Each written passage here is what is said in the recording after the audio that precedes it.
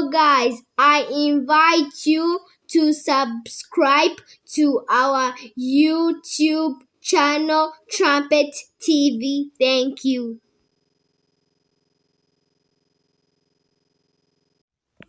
Hello everybody. Ku bakunzi ba Trumpet TV, kuri uyu munsi tugiye kuganira ku kiganiro cyangwa se disikuru ya Denzer Washington. Kenshi muri Amerika ubwo abanyeshuri basoza amashuri yabo batumira umuntu w'intashyikirwa ufite ibyo yagezeho haba mu muziki, muri siporo, muri filime n'ibindi kugira ngo abahe bumwe mu buhamya bw'ubuzima bwe ndetse n'uko yabigenje kugira ngo agere ahari. Kuri uyu munsi rero tugiye kumva cyangwa se gusubiramo disikuru ya Denzer Washington. Ni amagambo meza yafuze yafasha umwe muri twe cyangwa se benshi kuba twagira nawe atwe aho twakwigeze. Reka dutangire twumva iyo disikuru ya Denzer Washington. Reka mfate uyu mwanya nshimire mwese uko muri hano uyu munsi ubwo mwaje gufata impamyabumenyi zanyu. Mwarabikoze, mwarabitsindiye, felicitasiyo. Kandi mwabikoze ku giti cyanyu ntawe ubibafashijemo. Oya uko ntabwo ariko kuri. Reka mbabwire, nanjye niko nibwiraga igihe nari nkiri umujene ntangiye kubona inyungu mu gukina amafilime. Rimwe ubwo natahaga nari nishimye cyane, mbwira mama wanjye ntise mama, utekereza ko bizashoboka ngiye kuba icyamamare ku buryo nzajya mfasha mwese nkakora ibi nkakora na biriya. Nuko mama aransubiza ati mwana wanjye tuza kandi tuza vuba vuba, tuza rwose. Iyaba wari uzi umubare w'abantu bagusengeye, amasengesho menshi y'amatsinda y'abantu, inshuro wanyweye amazi y'umugisha nyinshi nazo. Nuko arambwira ati urashaka kugira icyo wikorera? Dore rero icyo ugiye kwikorera. Ugiye gusohoka ufate igitambaro uhanagura imodoka, umuhungu wanjye. Kandi kuri njye numvaga ndi umusitari, superstar. Impamvu mbabwira ibi ni ukugira ngo nshimire ababyeyi aho bari bose n'imiryango, abavandimwe, kugeza no ku basogokuru n'abasogokuruza bacu, abarimu, inshuti n'abanzi, kuko abantu bose ni abagufashije kugira ngo ube uwo uri we uyu munsi. Ndabashimiye namwe.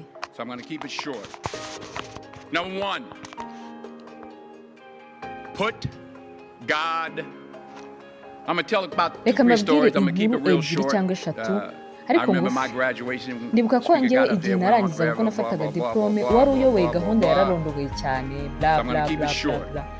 Niyo mpamvu ibyo mvuga ndi bugerageze kubigira bigufi. Inkuru ya mbere, shyira Imana imbere muri byose ukora. Shyira Imana imbere muri byose ukora. Byose mubona nagezeho, mubona ko wenda naba ntunze cyangwa ibyo mutekereza ko mfite, ibyo byose nabihaye cyangwa se nabigezeho kubw'Imana. Byose ni impano y'Imana. Imyaka 40 ishize ndabyibuka, hari tariki 27 z'ukwezi kwa kabiri 1975. Icyo gihe nirukanwe ku ishuri muri university nigagamo bitewe n'uko nabonye amanota make cyane, 1.7. Ndizera ko muri mwe ntawakugereranya nanjye kuko nari hasi cyane. Nuko maze kwirukanwa nagendaga kwirirwa kuri salon de coiffure ya mama wanjye. Umunsi umwe ubwo nari muri salon de coiffure ya mama wanjye nicaye, ubwo narebaga mu ndorerwamo inyuma yanjye mbona umudamu warimo atunganya imisatsi ye. Nuko igihe cyose nuburaga amaso mureba, nawe nasangaga arimo aranyitegereza cyane, anyitegereza mu maso, kandi mu by'ukuri ntabwo nari muzi. Bwari ubwa mbere mubonye. Nuko ngiye kumva numva aravuze ati hagire untiza ikaramu kuko muri njye ndumva mfite ubuhanuzi. Kuri uwo munsi ni itariki 27 z'ukwezi kwa kabiri 1975, arambwira ati musore muto, wowe uzazenguruka isi yose.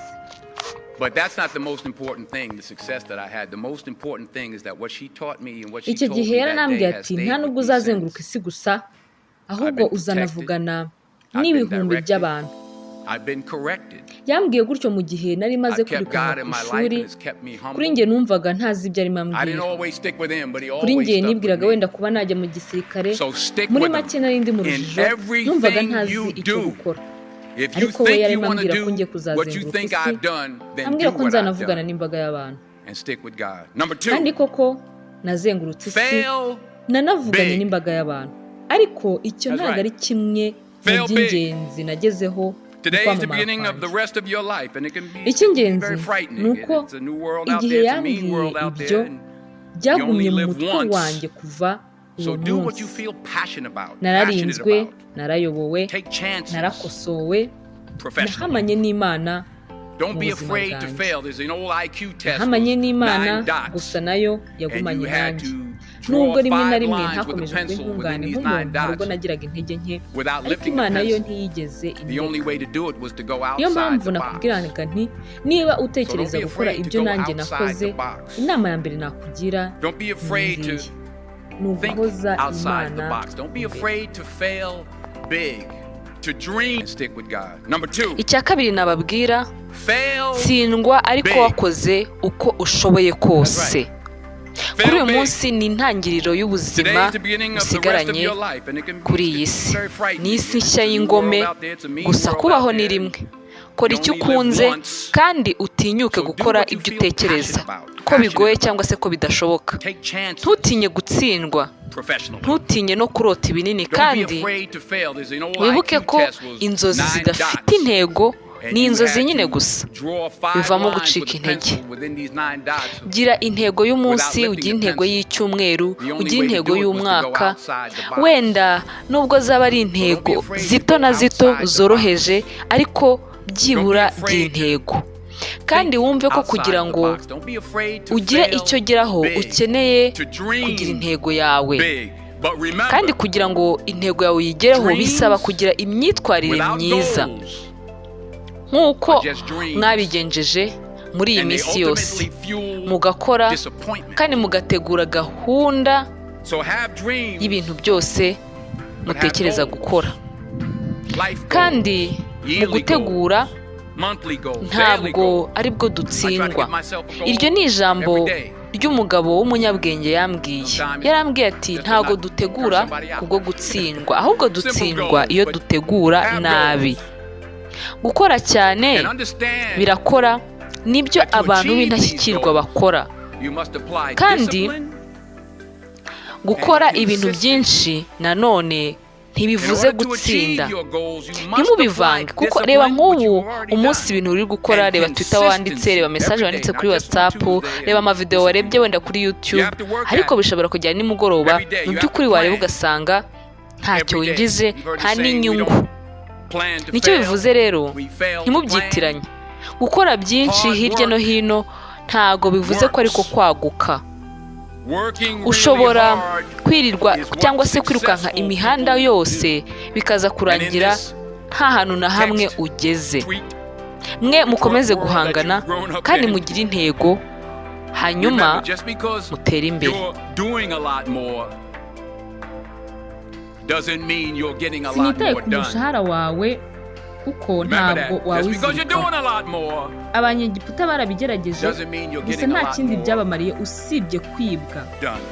Icyo ufite si cyo cy'ingenzi, icy'ingenzi ni icyo ugikoresheje. Umunezero ugira igihe ufashije undi muntu nibyo byishimo by'ingenzi, niyo ntsinzi mu gufasha abandi. Mu gusoza, ndasenga mbasaba ngo mu gihe muzamugiye kuryama mushyire inkweto zanyu munsi y'igitanda ku buryo mu kubyuka bizagusaba gupfukama kugira ngo uzigereho. N'icyo gihe uzaba upfukamye uzashimira Imana kubw'impuhwe, imbabazi, ubwenge, ababyeyi n'amahoro.